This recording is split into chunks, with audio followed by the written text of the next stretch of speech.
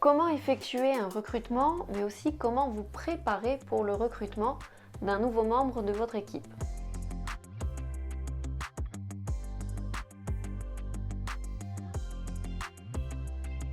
Avant tout, vous devez définir le poste à pourvoir. Il faut que vous soyez clair dans ce que vous recherchez comme type de salarié, comme pour quel poste exactement vous avez besoin de quelqu'un.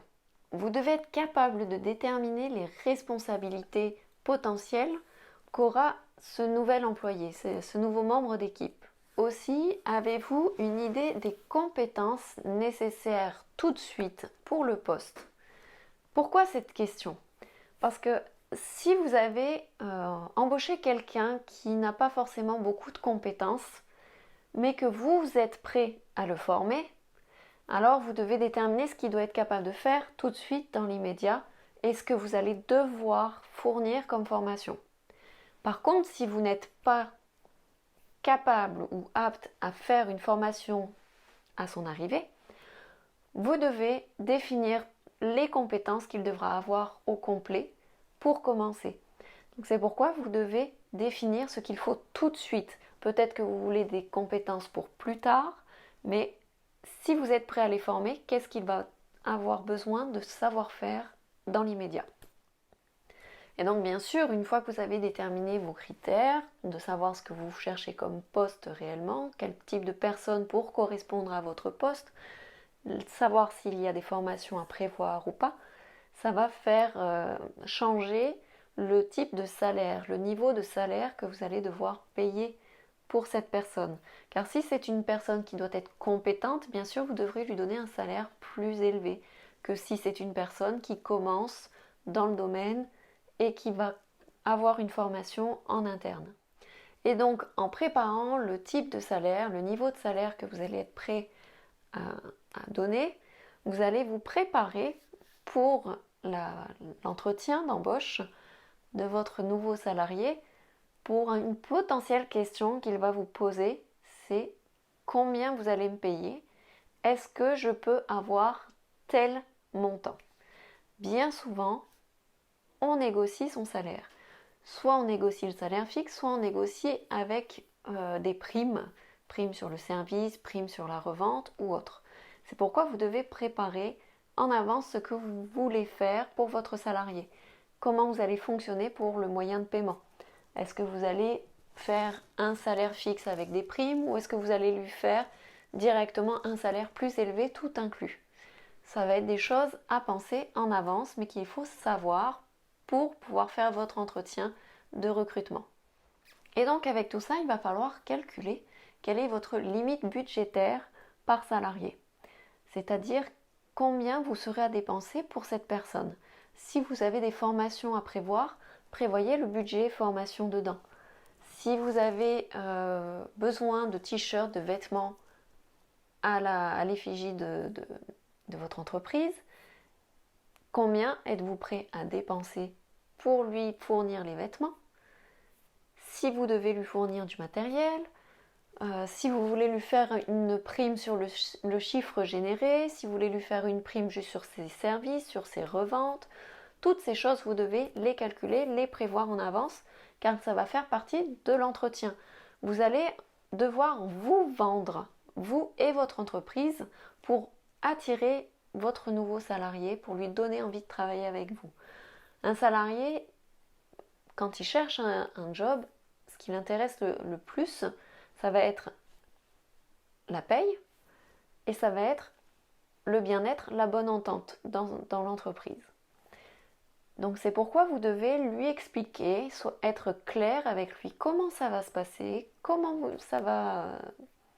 allez travailler avec lui et donc comment vous allez lui fournir certaines choses dans l'entreprise. Donc c'est pourquoi vous devez calculer votre budget car tout ça ce sont des coûts, ça va vous générer de l'argent, de sortir de l'argent.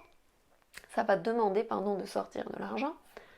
Et donc vous devez préparer cela. Donc soyez clair sur ce que vous avez à apporter à votre nouvel employé, mais surtout tenez vos paroles. Si vous dites quelque chose, faites en sorte à le faire réellement par la suite.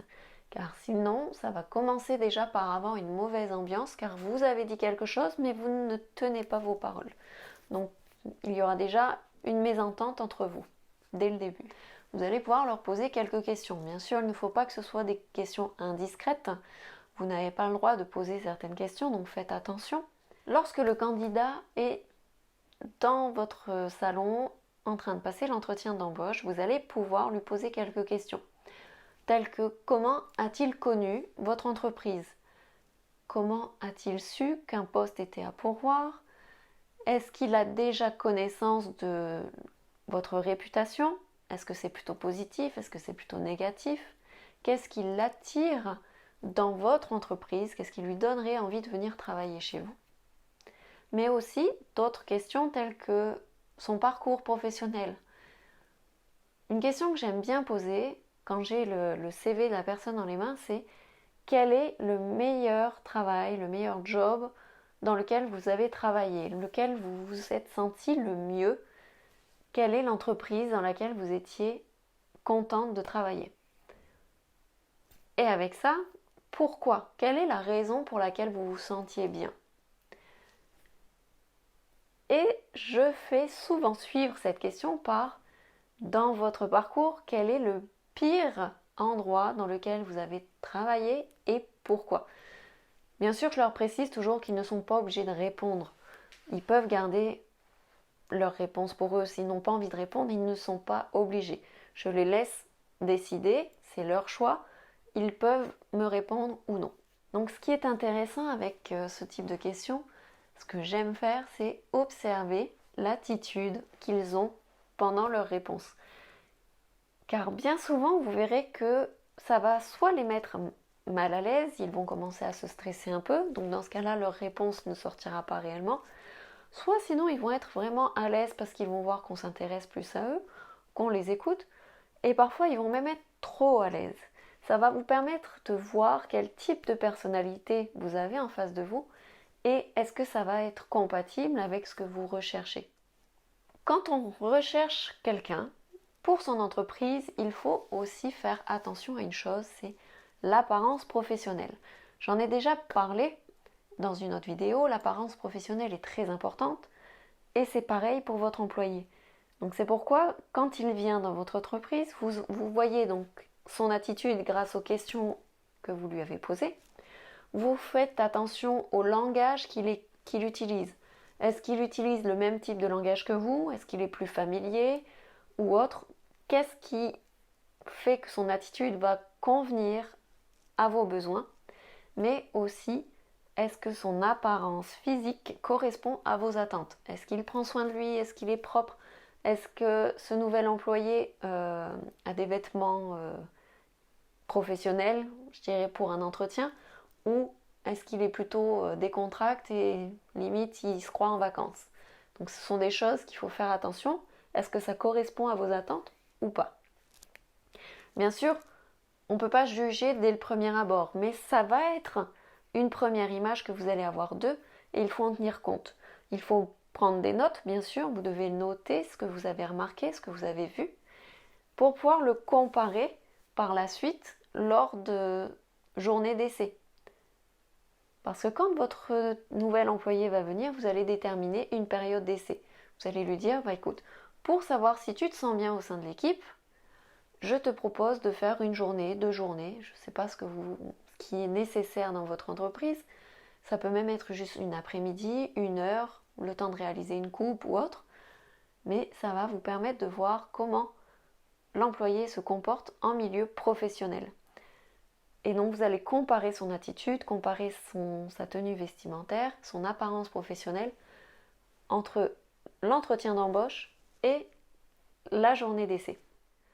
Et bien sûr, un point encore plus important, ça va être bien sûr les compétences que ce nouvel employé a réellement, de savoir quelles sont ses qualités. Vous pouvez lui demander quelles sont tes qualités, quel est le domaine dans lequel tu excelles, que tu te sens le mieux, le plus à l'aise de travailler, et quel est le domaine dans lequel tu aimerais évoluer, te former pour t'améliorer.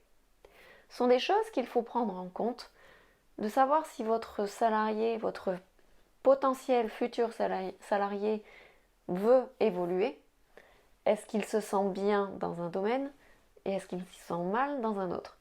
Il peut y en avoir qui vont vous dire « moi j'adore les coupes de cheveux, mais alors pour la vente je me sens nul. » Dans ce cas-là, il va avoir besoin de conseils pour mieux vendre.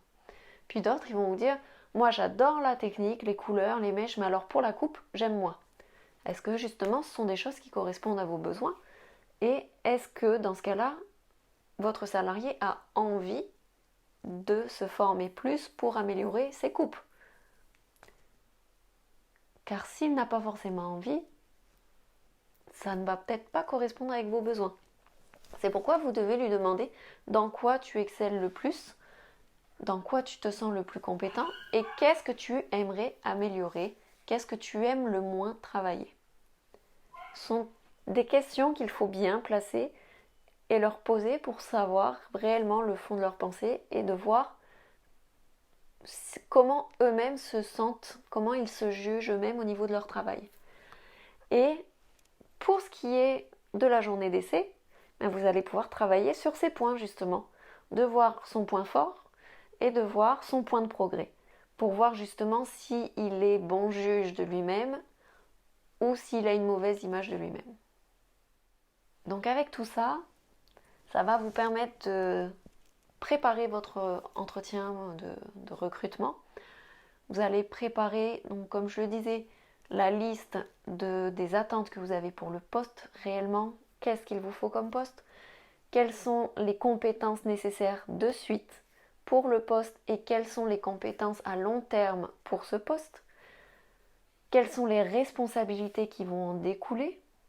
Quel sera le type de salaire que vous êtes prêt à offrir pour le poste? Quelles sont les choses que vous allez pouvoir mettre en place et apporter à votre salarié?